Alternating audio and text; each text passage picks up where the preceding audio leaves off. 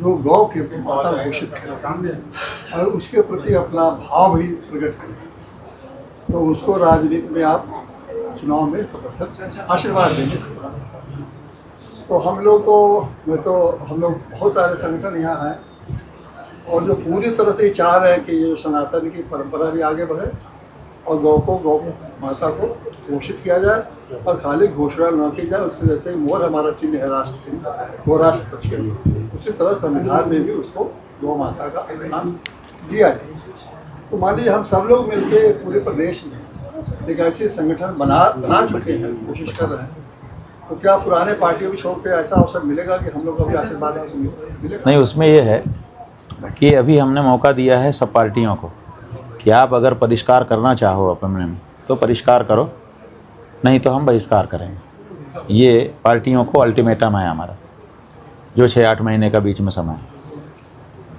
अगर ये नहीं करती हैं या केवल दिखावे जैसा करती हैं जिसका कोई मायने नहीं रहेगा, आगे चल कर के जीतने के बाद फिर अपने रंग ढंग में आ जाएंगे, जिनके बारे में ऐसा पहले से अनुमान है, तो फिर अपना वोट जाया करने से कोई फ़ायदा नहीं है। अपने लोगों को 403 विधानसभा में 403 ऐसे शुद्ध पवित्र लोगों को खड़ा करना पड़ेगा और उन्हीं को वोट देना पड़ेगा, और वो जिनको वोट मिलता है वही नेता बनता है। बड़े से बड़ा जो नेता है देश का, अगर उसको वोट मिलना बंद हो जाए तो वो आम आदमी हो जाएगा, और आम आदमी को अगर लोग वोट दे दें तो वही बड़ा नेता बन जाएगा। ये जो जितने नेता हैं ना, कोई 5वीं फेल है, कोई 7वीं फेल है, किसी की डिग्री का कोई पता नहीं है, सब ऐसे ही हैं। कोई सोने के पंख वाले थोड़े हैं, कोई प्रोफेसर रिटायर्ड थोड़े हैं। इसलिए सज्जन लोगों को सामने आना होगा और आकर के नेतृत्व करने के लिए खड़ा होना होगा, और ये बात पहले शुरू करनी होगी। देखिए, पहली बार में हम लड़ेंगे तो जीत करके सरकार बना लेंगे, हम वो नहीं कह रहे हैं। अभी हमें सरकार बनाए ना बनाए उस पर जाना ही नहीं है।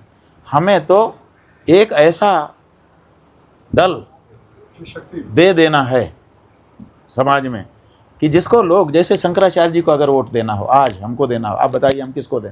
हम भाजपा को दें कि सपा को दें कि कांग्रेस को दें कि बसपा को दें? किसको दें? सबकी स्थिति ये है कि हम नहीं दे सकते। तो एक दल तो ऐसा हो जो अपने बायलाज में भी कहे और अपने घोषणा पत्र में भी कहे, और वही उसका चरित्र हो कि मुझे अगर वोट दोगे तो एक गारंटी तो मैं पहले देता हूं कि ऐसा कोई काम नहीं करूंगा जिससे पाप लगे तुमको। मतदाता मेरे को वोट देने के बाद पाप नहीं पुण्य का भागीदार बनेगा, ये आश्वासन तो कोई दे। तो हम चाहते हैं कि इस देश में एक ऐसा दल पैदा हो जाए। अगर हम शंकराचार्य ना होते तो हम खुद दल बना देते, सही बता रहे हैं। लेकिन चूंकि हमारी मर्यादा है तो हम केवल मतदाताओं को प्रेरित कर सकते हैं उनके माथे से पाप हटाने के लिए। तो हम अभी मतदाता को प्रेरित कर रहे हैं।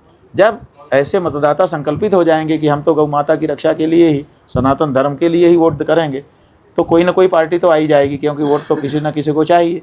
तो या तो ये पार्टियां परिष्कार करेंगी, या देखो हमारे अंदर गड़बड़ी थी हमने हटा दिया, अब हम सही हैं हमको दो, और नहीं तो कोई ना कोई आएगा। तो आएगा कोई, आप जैसा कोई आएगा, हम तो वही चाहते हैं।